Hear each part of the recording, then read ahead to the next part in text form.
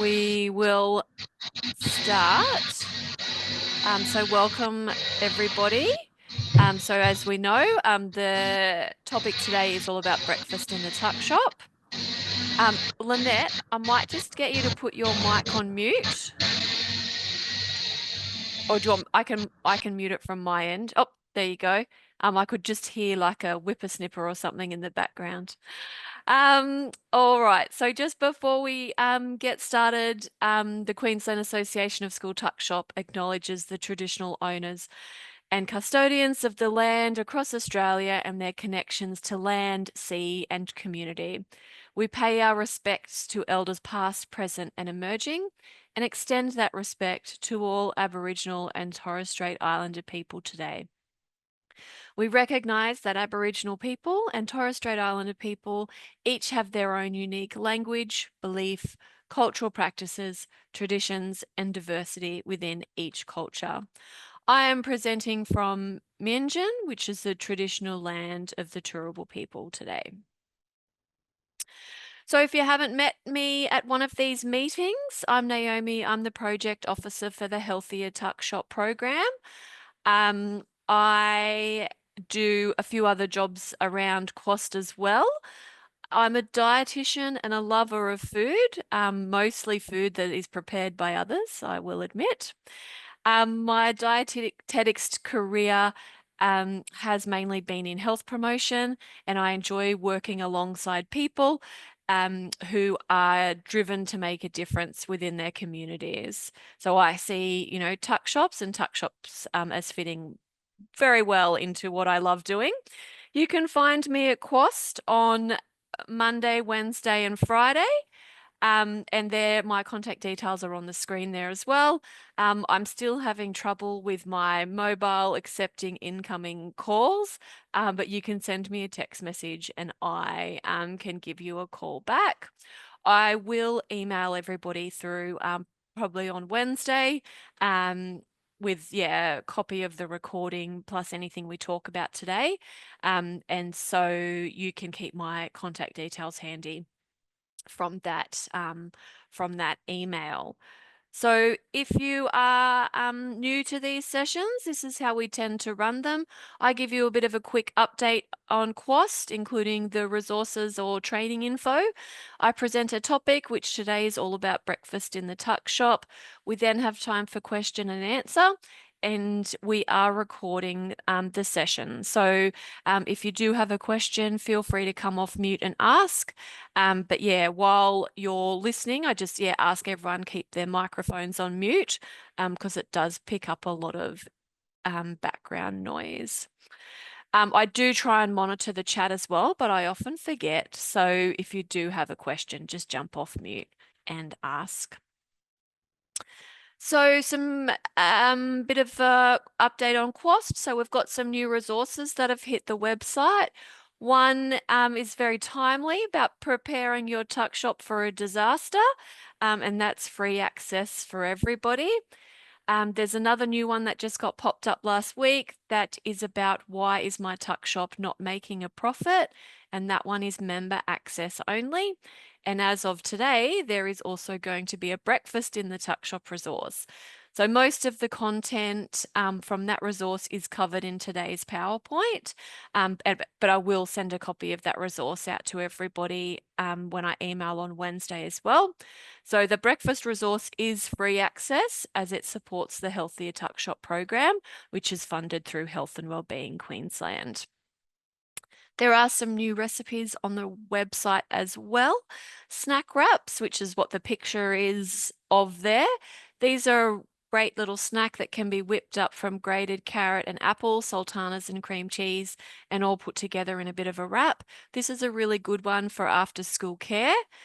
There is also a fruity yogurt cake, which we have grabbed from our friends over at Country Kitchens. This cake has minimal sugar added as the dried fruit is used as a sweetener. You can swap out dried fruits based on what you have available or what you want to use. And the yogurt in this cake gives it a really great, like a really smooth texture. There's also a vegetarian pizza scrolls that went up on Friday.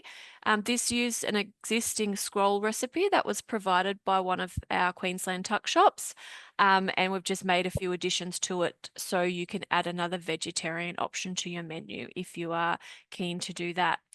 As I say most weeks, if there's a resource that you're looking for and you can't find it, please shout out to us, email, call, let us know via Facebook, because if there's something that you're looking for, there's a chance that someone else would find it valuable as well. So if we don't have it, we can look into creating one for you. I thought today I'd just quickly run over some of the cost courses that we have available. So to give people a little bit more information as to whether you think it's a good fit for you. So Quast developed the Convener course to give you the skills and confidence to run a successful tuck shop. The course covers a range of information and gives you tools and templates to help everything in your tuck shop run smoothly. The course runs for about a day, and there is a virtual date for term 2. I've also been approached by a school on the Gold Coast to run this course face to face. So if you're interested in this course, either virtually or face to face, send through an expression of interest via the website. We'll pop you on a list and we'll let you know as soon as we lock in those future dates. We also have a Pathway to Profit course. So this one also runs for most of the day. It can be done face to face or online. And it's all about giving you the confidence to run your tuck shop like you are running a small business. So it goes over finances, pricing, profit and loss, things like that. You can register via the website, and again, we'll let you know when we've got some dates locked in for next term and beyond. So today we're going to cover why tuck shops might include a breakfast service, also touch a little bit on the nutrition of breakfast, our top tips for a breakfast service. We go through some recipe inspiration as well, and I've also popped a slide on there about managing food donations. So tuck shops provide breakfast for staff and students for a variety of reasons. It might be as part of a before school care program for students, or it could be part of a free breakfast program that's run for students that might be driven by the school chaplain or as part of specific grant funding. Or there might be a demand for service. So students and staff might be on site early for early classes or extracurricular activities. And so I guess that one's probably more specific for high school students, and it might run more like a cafe. So if there is a need, adding a breakfast service can be a low-cost way to boost profits for your tuck shop. If employees or volunteers are already in early to start on food prep, and sometimes selling some brekkie items that can be made ahead of time can be a smart move.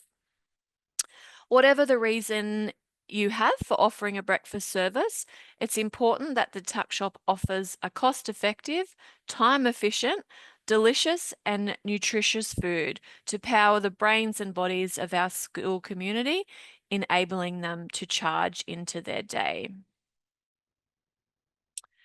Breakfast means different things to different people. Some people eat it, others don't. It's all very individual. However, for our kids, starting the day off with a healthy breakfast improves memory and concentration. Breakfast fuels the brain and the body with the energy it needs to function well. Breakfast is also a great opportunity to boost fiber and calcium intake, both of which are essential nutrients for staff and students alike. When putting breakfasts together, it's important that we include the following. Carbohydrates are important as they provide the energy for the day. Breads, cereal, and oats are all carbohydrates. Use whole grain, wholemeal, or grainy options where you can. My kids and I often talk about carbohydrates as the petrol that goes in your car. And so grainy petrol is going to get you further than white petrol, but it's still petrol all the same. It's important to include a source of protein. So protein helps build and repair muscles and it keeps you fuller for longer. Low-fat milk, yogurt, eggs, legumes, beans, nuts, they're all protein foods. It is important to include a piece of fruit at breakfast. Queensland kids are not eating enough fruit and veg, and so offering fruit as part of the morning routine is an ideal way to get a serve in. Look for fruit that's in season as it's often cheaper, and don't be afraid to use frozen or canned options. And if you're using canned, try and look for ones that are in 100% juice, not canned in syrup. These elements don't need to be separate on the plate. You can pull them all in together into a combination meal. For example, cereal, yogurt, and fruit, or toast served with cheese and tomato, or avocado and cheese. You might find a muesli bar or a brekkie slice that pulls all these elements in together, or a brekkie muffin might do this as well. And we'll look over some recipes shortly that do help pull some of these elements all in together. So some of our top tips for a breakfast service, and when I picked that picture to go on there, I did have a bit of a giggle because I thought I wouldn't even do that at home, let alone in the tuck shop, but it was kind of cute and I thought I'll use it anyway. But other top tips, apart from making owls on pikelets, include, if you can, offer items that it can be served at other times throughout the day. So things like yogurt and fruit and muesli, or a fruit muffin are a popular choice at morning tea as well. Are you in the position to offer a breakfast meal deal? So consider pikelets, which you can pre-make in advance, served with a small yogurt and some fruit, or it could be a juice, muffin, and a tub of yogurt. These examples can be made and packaged in advance. If you're only serving a small number of breakfasts, having a smoothie day is a good way to break up the routine. Visit the Quast website for some recipe inspiration. If your tuck shop is in a bigger setting, we advise against having smoothie days as they can be challenging to make in bulk. You can't really make them ahead and freeze them.